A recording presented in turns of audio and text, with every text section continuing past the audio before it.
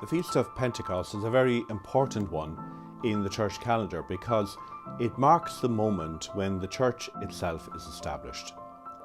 After the ascension of Jesus, the disciples were filled with fear and apprehension about the future. They didn't know what to do or where to go, so they locked themselves in a room, afraid to go outside at all. But Jesus had promised before he ascended to the Father in heaven that he would send them the Holy Spirit, and that the gifts of the Holy Spirit would enable them to continue his mission on earth. At that first Pentecost, the Holy Spirit descends upon the disciples, and they're immediately filled with those gifts, the gifts that they need to face the world and to proudly witness to Jesus Christ. Now, the Holy Spirit affects the same change within us as well when we call upon his help. His gifts are readily available to each one of us to enable us to be people of courage, to be missionaries for Christ in a very challenging world.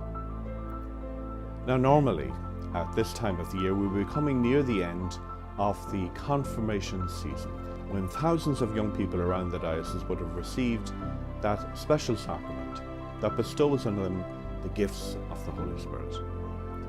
Some of the young people in 6th class and in P7 did receive this sacrament in February and March, but most didn't because of the restrictions that were necessary to curb the spread of the COVID-19 virus. Unfortunately, those restrictions continue and will probably continue well into the rest of this year. And it will be midsummer to late summer before we'll be able to gather together again for small celebrations of the Eucharist. Small groups of people gather to celebrate the Eucharist in churches. Therefore, it's unlikely that we'll be able to have confirmation ceremonies before the schools reopen in September. And I know that that's a cause of great disappointment, a cause of great frustration for so many young people, for so many parents, for families, and for teachers. But despite our frustrations, we have to see this time as a time in which we can deepen our faith in God. So I would ask and encourage all of this year's confirmation candidates to continue to prepare to receive the sacrament, and to do so in such a way that will allow the Holy Spirit to enter into their lives and make a real difference in their future. So stay in touch with your parish, stay in touch with your priest, and he will update you as the summer goes on as what may be possible in the early autumn.